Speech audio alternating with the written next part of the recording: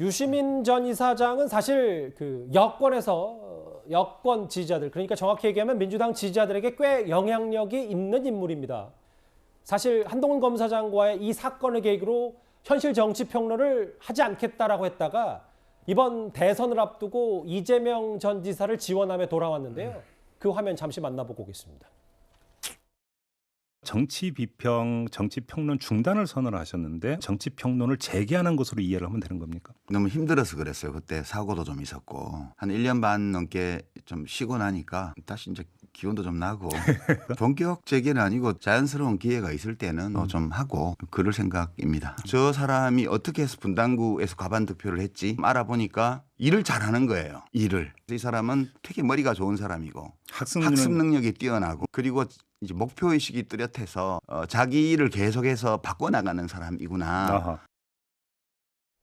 노도현 교수님, 사실 저희 뉴스탑10에서도 작년 1월에 이 얘기를 했었는데 저 명예훼손 사건에 대해서 1년이 지나도 계좌 추적에 대한 증거가 드러나지 않고 하니 유시민 전 이사장이 검찰 모든 관계자들에게 정중하게 사과를 드린다라고 얘기를 했고, 근데 한동훈 검사장은 뭐 필요한 조치 하겠다, 사과한 건 다행이다 이렇게 얘기를 했었고, 그러면서 현실 정치 평론을 하지 않겠다고 했다가 다시 복귀했고 뭐 이런 여러 가지 일들이 있었잖아요.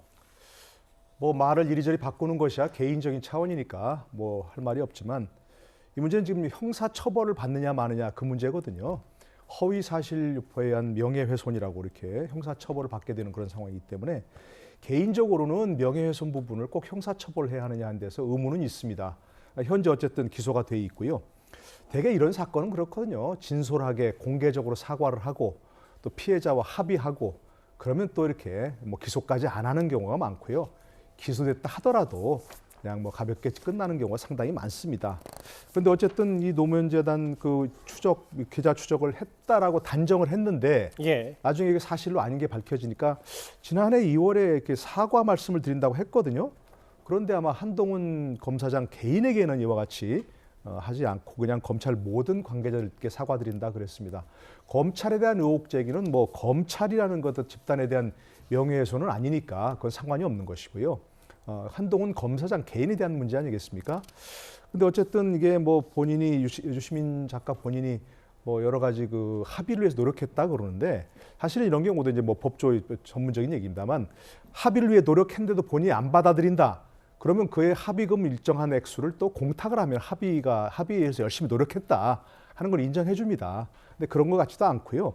아마 지금 또 재판 과정에서 보면 그 본인이 작년에 1월 달에 올렸던 그 사과문 이런 것도 본인의 진심이었다는 그런 어떤 표현이 아닌 거가 없었던 것 같아요. 지금 현재까지 나온 걸 보면 최종적으로 있어도 나와서도 구형까지 있을 때도 그런 얘기가 없었던 걸 보면 그래서 현재로서는 어쨌든 뭐 검찰이 1년 구형을 했으니까 그 이후에 뭐 어떻게 최종 선고 결과 나오는지 지켜봐야 될 상황이죠. 검찰은 1년을 구형했고 1심 재판부가 어떤 유시민 전 이사장에서 판단해야 될지 만나볼게요. 앞으로 좀 있겠죠.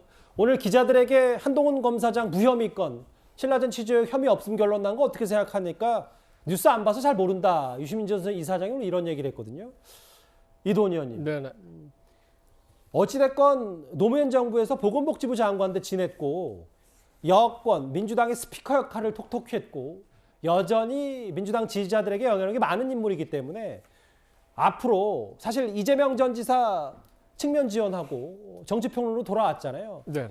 뭐 혹은 뭐 정치인 유시민 혹은 유시민 작가로서의 앞으로 그러면 행보는 어떻게 되는 겁니까? 조금 유시민 이사장 개인적으로도 좀 절박한 심정은 있었을 거예요. 왜냐하면 첫째는 이제 그 뭐 진영의 문제라고 할까? 윤석열이 되느냐 이재명이 되느냐에 따라서 진영에 커다란 변화가 올 수 있지 않습니까? 그래서 이재명 후보를 이제 적극적으로 지지해 보려고 했던 것 같고, 두 번째는 개인적인 문제도 있겠죠. 한동훈 검사장과의 지금 명예훼손 소송이라든지 이런 것들이 또 정권 교체가 미치는 영향들이 있을 겁니다. 세 번째는 최근에 이제 이사장직을 내려놓지 않았습니까?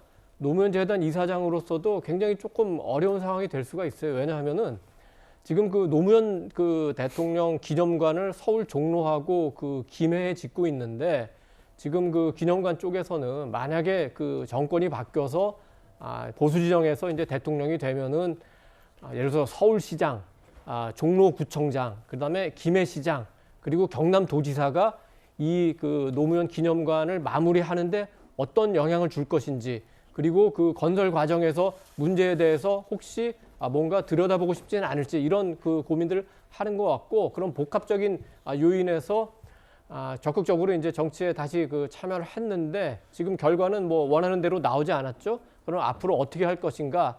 일단은 뭐 노무현 재단 이사장직은 내려놨습니다. 그렇지만 본인 작가로서의 유시민, 그리고 정치적 영향력을 갖고 있는 유시민으로서의 역할은 하게 될 것 같고, 그것이 순작용이 될지 반작용이 될지 그건 좀 더 지켜봐야 될 것 같습니다. 예, 오늘 검찰은 한동훈 검사장 명예훼손 혐의로 유시민 전 이사장에게 1년을 구형했습니다. 저희 잠시 뒤 채널에 단독 보도가 나갈 테니까요. 그 얘기까지도 좀 잘 기다려 주시면 고맙겠습니다.